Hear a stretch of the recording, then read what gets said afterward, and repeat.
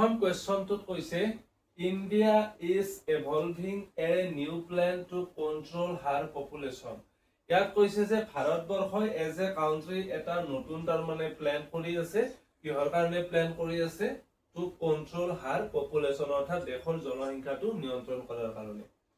এইটো কোৱেশ্চন আহিছিল SSC stenographer এক্সামত 2011 আৰু টপিকটো আছিল ট্ৰান্সফৰমেশ্যন অফ সেন্টেন্সেছ, অৰ্থাৎ এই সেন্টেন্সটো দিছে, এই সেন্টেন্সটো চাই এই সেন্টেন্সটো আমাক ট্ৰান্সফৰ্ম কৰিব দিছে। কিহত ট্ৰান্সফৰ্ম কৰিব দিছে? যেহেতু আমি কোৱেশ্চনটো চাই ক'ব লাগিব যে এইটো আমি এক্টিভ ভইচত দিয়া আছে আৰু ইয়াক আমি পেসিভ ভইচক লগি নিব লাগিব, সেইটো আমাক ট্ৰান্সফৰ্ম কৰিব দিছে।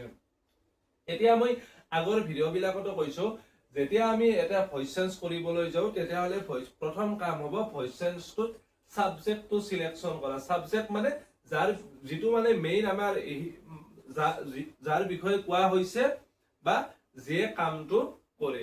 ইয়াত কাৰ বিষয়ে কোৱা হৈছে? যে ইণ্ডিয়াৰ বিষয়ে কোৱা হৈছে বা ইণ্ডিয়াক ইয়াত সাবজেক্ট হিচাপে দিয়া হৈছে, গতিকে ইণ্ডিয়াটো হ'ব ইয়াত সাবজেক্ট।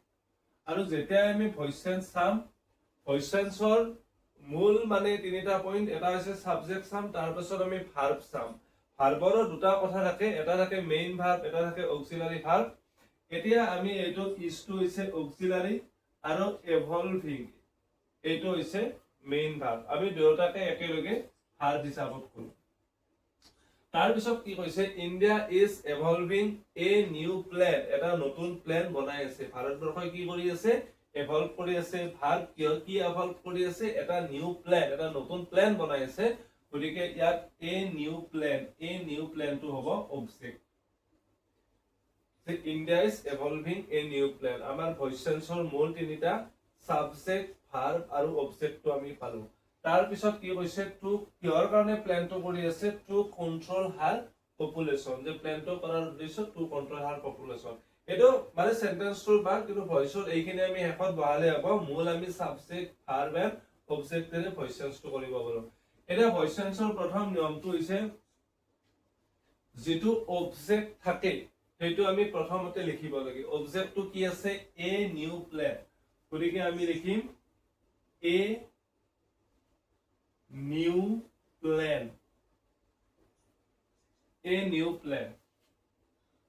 তাৰপিছত কুৱেশ্চন, আমি প্ৰথম কুৱেশ্চনটোত চাম। কুৱেশ্চনটোত যদি ইজ থাকে, ইজৰ লগত আমি দুটা মাইণ্ডত ভাবিব লাগিব। কুৱেশ্চনটোত যদি ইজ থাকে তেতিয়া এনসাৰটোত হয় ইজ আহিব পাৰে, এমও আহিব পাৰে, নাইবা আৰ আহিব পাৰে। অৰ্থাৎ কুৱেশ্চনটোত যদি ইজ থাকে, আমি যেতিয়া এনসাৰটো কৰিম, এনসাৰটোত এম ইজ আৰৰ এটা আহিব। এতিয়া কথাটো হৈছে কি? এম, ইয়াত যিটো এম আছে, এই এমটো সদায় আইৰ লগত ফিক্স থাকে। যেহেতু আমাক ইয়াত সাবজেক্ট এই নিউ প্লেন হে আছে, আইটো নাই, গতিকে এমটো নাহে। বাকি থাকিল ইজ আৰু আৰ। সিঙ্গুলাৰ অৰ্থাৎ এটা বস্তুৰ লগত ইজ আৰু প্লুৰেল এটাতকৈ বেছি হলে আৰ। গতিকে এ নিউ প্লেন, আগত এ আছে অৰ্থাৎ এটাৰ কথা কৈছে, অৰ্থাৎ সিঙ্গুলাৰৰ কথা কৈছে, গতিকে ইয়াৰ লগত হ'ব is, a new plan is. তাৰ পিছত আমি যেতিয়া ভইচ চেঞ্জ কৰিম, যদি সেন্টেন্সটো আইএনজি থকা সেন্টেন্স হয়, অৰ্থাৎ কন্টিনিউয়াছত যদি কোৱেশ্চনটো দিয়া থাকে, তেতিয়া এনসাৰটোত এটা অতিৰিক্তকে আমি বিং ইউজ কৰিম। এ প্লেন ইজ বিং। তাৰ পিছৰ কামটো হ'ব বিংটো ইউজ কৰাৰ পিছত যিটো মেইন ভাৰ্ব থাকে, সেই মেইন ভাৰ্বটোৰ V3, ইয়াত V1 দিয়া আছে, V1ৰ পৰা আমি V3 ক লগি নিম। ইজ বিং, V3 হ'ব evolve. A new plan is being evolved. কোনে ইভলভ কৰি আছে? বাই ইণ্ডিয়া, ভাৰতবৰ্ষই। বাইটো আমি ইউজ কৰিলো আৰু শেষত এই পাৰ্টটো আমি লিখিলে হ'ল। A new plan is being evolved by India to control her population. এইটো কুৱেশ্চনৰ, এইটো হৈছে এনসাৰটো, এইটো এছএছচি আমাৰ ষ্টেনোগ্ৰাফাৰৰ 2011ত আহি গৈছে। আৰু সেম তলৰ কুৱেশ্চনটো একে, ট্ৰান্সফৰমেশ্যন অফ সেন্টেন্সৰে পাৰ্ট, আৰু ইয়াতো এই কুৱেশ্চনটো এছএছচি 2011ত আহি গৈছে। এই কুৱেশ্চনটোত কৈছে কি? উই ফাউণ্ড দি লক ব্ৰকেন লাষ্ট নাইট, যে আমি এইটো পাইছিলো যে যিটো তালা আছিল, সেই তলাটো মানে ভঙা অৱস্থাত আছিল, যোৱা ৰাতি তলাটো ভঙা অৱস্থাত আছিল। বাকি এছামিজ মিনিংটো এটা সেপাৰেট বিষয় আমাৰ মেইন পাৰপাসটো হ'ব আমি সাবজেক্টটো সিলেকশন কৰা সাবজেক্টটো হ'ব ইয়াত যেটো প্ৰথমতে আছে কাৰ কথা কৈছে আমাৰ কথা কৈছে উই সাবজেক্ট তাৰ নেক্সট আমি চাম যে ভাৰ্বটো কি দিয়া আছে ভাৰ্বটো দিয়া আছে উই ফাউন্ড ভাৰ্বটো দিয়া আছে উই ফাউন্ড মেইন ভাৰ্ব আৰু ভাৰ্বটোৰ কোনটো ফৰ্মত দিয়া আছে ভি টু দিয়া আছে তাৰ পিছত দিয়া আছে অবজেক্ট অবজেক্টটো হৈছে ডি লগ এটো অবজেক্ট আৰু ইয়াত যেটো ব্ৰকেন আছে ডি লগটো অবজেক্ট ব্ৰকেনটো অবজেক্ট নহয় কিন্তু অবজেক্টটোক মানে কমপ্লিট কৰিছে বা অবজেক্টটো স্ট্যাটাসটো কৈছে যে ডি লগ মানে লগটো কেনেকুৱা অৱস্থাত আছিল ব্ৰকেন অৱস্থাত আছিল আৰু কেতিয়া হৈছিল এই কাৰ্যটো লাষ্ট নাইট যোৱা নিশা আৰু ভয়েস টেন্সৰ যেটো টাইমৰ ইমান মানে ভয়েস টেন্সটো আমি যেতিয়া কৰিম তেতিয়া টাইমৰ ৰিলেভেন্সটো নাথাকে টাইমৰ পাৰ্টখিনি আমি হেকত বহুৱাই দিলে হ'ল আমাৰ মেইন আমি কাৰ্যখিনি কৰিম সাবজেক্ট ভাৰ্ব এন্ড অবজেক্টৰে গতিকে আমি এতিয়া লিখিম কি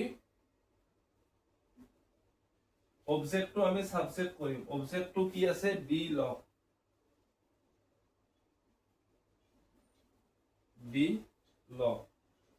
নেক্সট আমি ইয়াত কি ভাৰ্ব ইউজ কৰিম যদি আমাক কোৱেশ্চনটো ভি2 দিয়া থাকে ইয়াত যেনেকৈ ইজ থাকিলে এম ইজ আৰু এটা গ্ৰুপ বনাইছিলো তেনেকৈ ভয়েস টেন্সত যদি কোৱেশ্চনত দিয়া মেইন ভাৰ্বটো যদি ভি2 দিয়া থাকে আৰু পাষ্ট টেন্সত দিয়া থাকে তেতিয়া আমি যেটো এনসাৰ লিখিম এনসাৰটোত হয় ওয়াজ আহিব নহয়তো ওয়েৰ আহিব ওয়াজ বা ওয়েৰৰ এটা আহে যদিহে কোৱেশ্চনৰ মেইন ভাৰ্বটো ভি2 দিয়া থাকে ওয়াজ কেতিয়া আহে সিঙ্গুলাৰ হলে ওয়াজ আৰু প্লুৰেল হলে ওয়েৰ গতিকে ডি লগ এটা কথা কৈছে সিঙ্গুলাৰৰ কথা কৈছে গতিকে ওয়াজ তাৰ পিছত যেটো কোৱেশ্চনত মেইন ভাৰ্ব দিয়া থাকে এই মেইন ভাৰ্বটো ভি2 দিয়া আছে ভি2ৰ পৰা আমি ভি3 ক নিব লাগিব ফাউন্ড অৰটোৰ ভি3 হ'ব ফাউন্ডে দি লগ ওয়াজ ফাউন্ড যে লগটো বিচাৰি পোৱা গৈছিল কেনেকুৱা ষ্টেজত বিচাৰি পোৱা গৈছিল এগেইন অবজেক্ট কমপ্লিশনৰ ওয়াৰ্ডটো ফাউন্ড ব্ৰকেন কোনে বিচাৰি পাইছিল এটা বাই আহিব আৰু উইটো যেতিয়া সাবজেক্ট আছিল ইফালে আনিলে আমাৰ এটো আস হয় উইটো আস দি লগ was found broken by us কেতিয়া পোৱা গৈছিল লাষ্টত আমি টাইম ফ্ৰেজটো আমি বহুৱাই দিলে হয় লাষ্ট নাইট যোৱা নিশা আৰু এই কোৱেশ্চনটো আমাৰ এসএসসি স্টেনোগ্ৰাফাৰৰ 2011 ত আহিছিল